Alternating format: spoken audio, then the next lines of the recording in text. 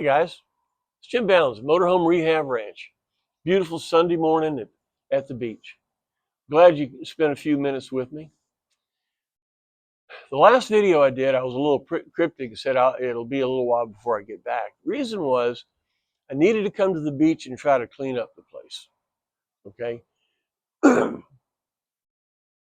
I had 27 bags of leaves in Orlando. Here, I drove over here right away after the hurricane to see the damage, see if it was still there. And sure enough, it was. Didn't look too bad.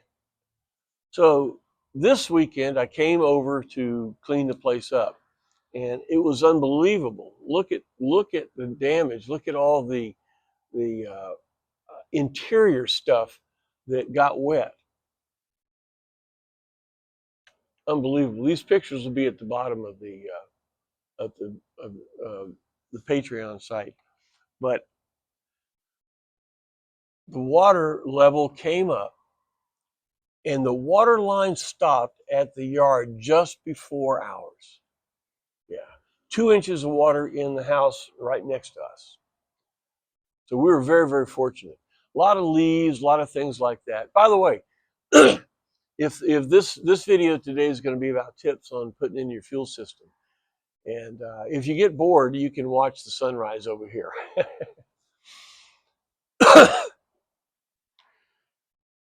Fuel system. If you buy GMC and you have no idea what the age is of the fuel hoses or anything like that, chances are you're going to have to drop the fuel tanks yourself, or you're going to have to pay somebody to do it, because there is 56 feet alone of vent hose under there. And if the hose was not ethanol resistant, we used Gates barricade hose. But if the hose was not set up for ethanol fuel dries out nitro rubber, makes it hard, cracks. It's a real problem, right? So if you bought a coach, you never thought about it, I know, because it's out of sight, out of mind, but you're going to have to change the fuel hoses. Right? And yes, you're going to have to drop the tanks. You're not going to be able to drill a hole in the floor. Some people have done it. The problem is, if you have carpet, you can do that. You can disguise the hole, the plug. But a lot of folks are going to solid surface floors, rollout floors, things like that. And if you do that, you're not going to be able to disguise that hole in the floor. Besides that, you need to take it down. You need to take it down so you know what's in there. So when it's all back in there, you'll know what you're driving. Okay. Now, I said you have to drop the tanks. That's true. Okay. What do you need to do? You need to get your coach high enough to roll a creeper under it. And if you don't have pavement, I changed my fuel hoses on a rock driveway. But if you don't have that, you can use some plywood and then poor man's creeper, which is a piece of cardboard. But you want to get the coach up high enough to get yourself under it to be able to disconnect things. And it's a good idea to have either a floor jack or a transmission jack to let it down. Now, water being 7 pounds a gallon, if you have 10 gallons of fuel in that tank is going to be way too heavy to deal with. We're fortunate because our fuel tanks have drains. DOT doesn't allow drains in fuel tanks anymore. So the drain has an inverted hex fitting. Get a real good fitting, big long breaker bar, hit it with some PV blaster or something. Tighten, loosen. Get those drain plugs out and drain those tanks. You're going to have to do it with the tank in, because you're going to need the motorhome to hold it. Those drain plugs have been in there for 50 years, and they are not going to want to come out. Trust me. All right. So you get it up, get under it, get your drain plugs out. Now, to drop the tanks, you're going to want to drop the front tank first, because there are 2 straps with 2 J-bolts on the back side of the tank. You can loosen the bolts on the J-bolts and take them out. Now the tank will drop down a little bit on one side, but the front will still be connected because there are 3 bolts. Okay. The fill, 1 1/8 inch or something, fill those. That's going to prevent you from coming down. So pull that off. Take the J-bolts loose, drop it down, pull off the inlet hose. Go to the front of the tank. There are 3 bolts on the front of the tank. Have something under it or have it supported. You take those 3 bolts off, the tank will drop. Now you go to the back tank. Moving the front tank gives you access to the 3 bolts for the front of the rear tank. Okay. Hoses. I would get 2 rolls of 3/8 Gates barricade hose. You're probably going to use about half of the second roll, but you can't stretch it. You can always cut it off if you can't stretch it. You're going to need about 10 feet of 1/4 inch Gates barricade hose for the generator. By the way, the 2 tanks are identical except the rear tank on the driver's side on the top of it, on the back, has a takeoff for the generator. So when you go to put them back in, be sure you put the one with the generator takeoff on the back, which the back, by the way, is the main tank. Okay. So you've got the tanks down. Look at the tank. I would pull the seals off. Pull the cinders out. Take the socks off. The sock filter that's in the tank is the first line of defense to get all the boulders out. The problem is our steel tanks create boulders. So if you don't take the sock off, the sock could get all clogged up, and there's nothing you can do about it from dropping the tank. So take the sock off. And you're going to put, and I've talked about this many times too, a little inline glass filter that's cleanable. Get a can of starter fluid. Coming out of the tanks, out of the AB solenoid, go directly into this glass cleanable filter. You'll be able to see flow, plus you'll be able to take it apart and clean it.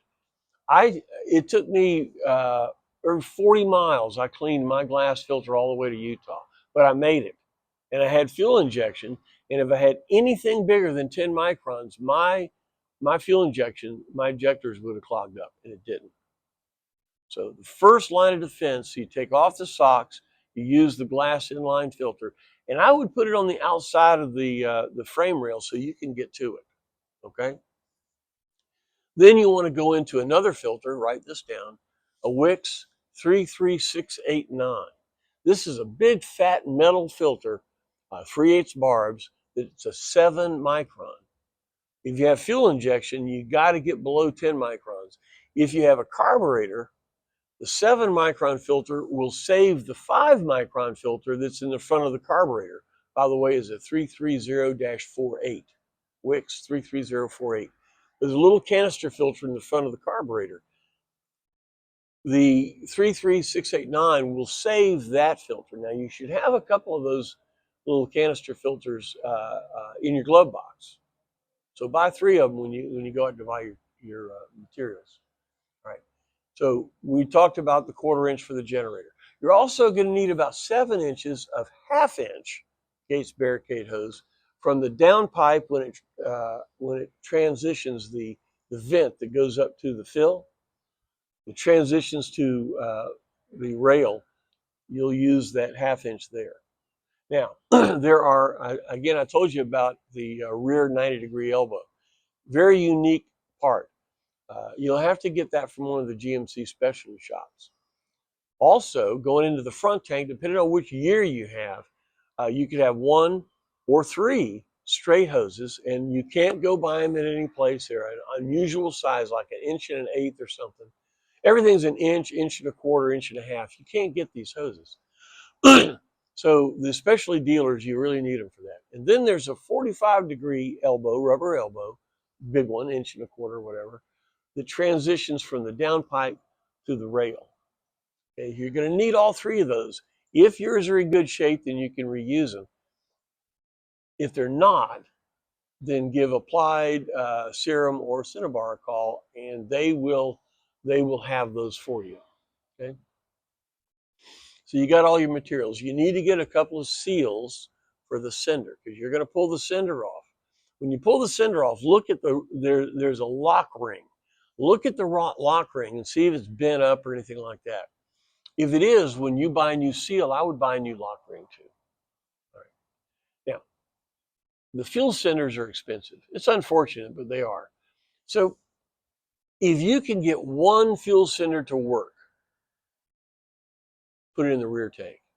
It's a 90 ohm full scale. So you put your meter on it, you move the arm back and forth. If one of them works, put it in the rear tank, because that's all you need. All you need of the front tank is to pull fuel. Okay.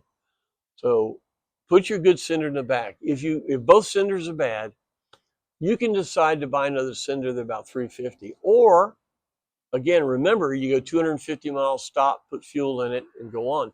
You won't run out of gas. You don't need the gas gauge. And besides that, it's not that accurate anyway. So if you're on a budget and your cylinders are trashed, you can decide to just drive with your odometer. Okay. I know I'm becoming a shadow. That's okay. That's okay. You know what I look like. Don't get in a hurry when you do your fuel tanks. This is very, very important. You'd only want to do it once. You do everything. Use new clamps.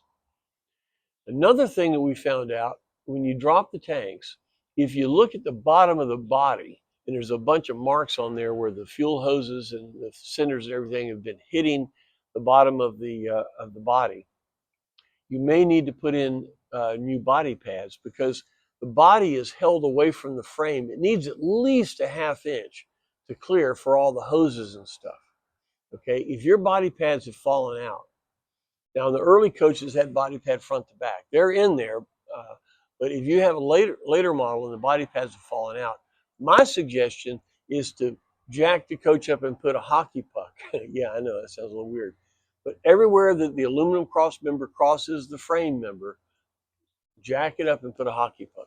Lifts the body up. Did you notice that you've got a cutout on the engine cover? Yeah, for your air cleaner. What's that about? The body, when they put the body on the frame, now the frame was designed by the UAW, but the body was designed by aircraft engineers. And an airplane is not a rigid body. It's a loose body. If you had a rigid body in the air, it would fall from the sky. It would fall apart. So an aircraft designer will make a flexible body. Well, UAW designer makes a rigid frame. So you take the body, you put it on the frame, the body sags just a little bit.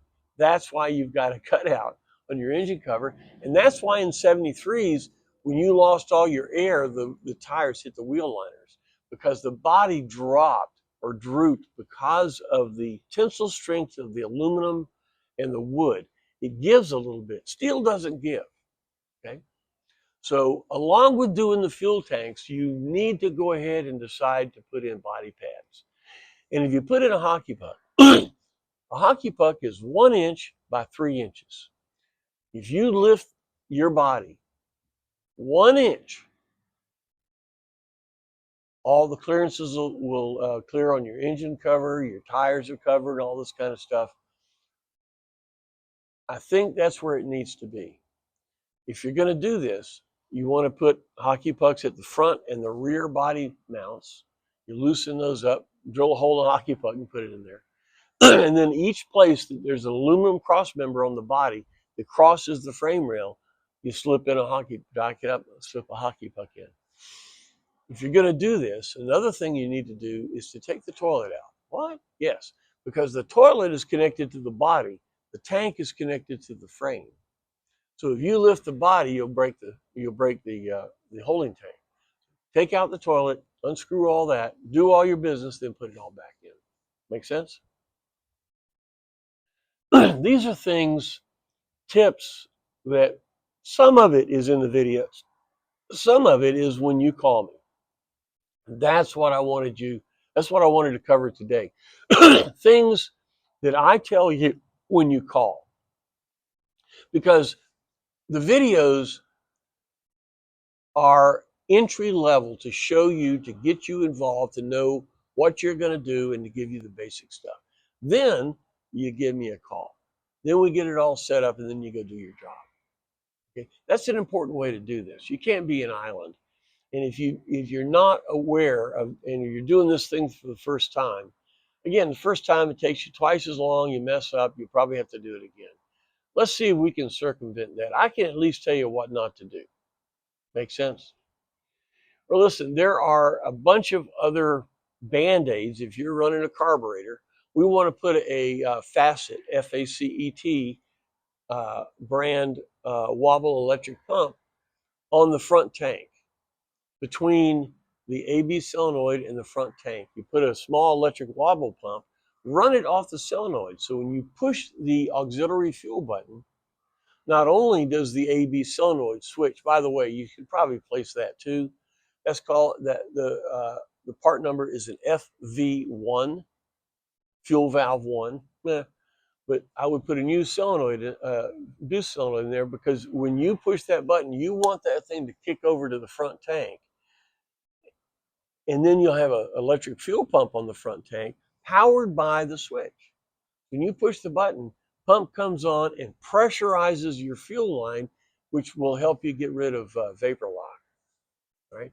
And when it's over, you turn it off. Every time I go to a toll booth, I turn on my electric fuel pump, go through the booth, then take off again. Because when you stop, the heat builds up, and that's when you get vapor lock. So you push your auxiliary fuel button, which now makes it useful. Because before, what did it do? It goes to the front tank to give you the last 6 gallons. You ain't doing that. Right. So now when you push that button, it puts an electric fuel pump in, which pushes the fuel. If the coach has been sitting for a while, the mechanical fuel pump's going to have to prime everything. Well, you can push fuel up to it. Turn the key on, push the button, count to 10, pump 3 times, boom, you're there. If you're running a carburetor, okay? So there are some Band-Aids, and give me a call on some of those. This gives you a lot of information, the frequently asked questions, okay? But give me a call on all the other stuff, and we can do it together. Unfortunately, there are not that many places that have done this, which means they're going to do it for the first time, which means it's going to take them longer, which means it's going to cost you more money, which means there may be problems. Yeah. It's unfortunate, but I really, really recommend for you to get involved with dropping your tanks and other aspects of maintenance on this coach. But I'd like you to get involved and at least know what's there. Okay, if you're going to pay somebody to do it, well, that's fine. But know what's there, know what they're doing, be a part in it. So when it's finished, you know what's there, you know what your assets are, you know your backups, and if there's a problem, you know where to go. All right? Great.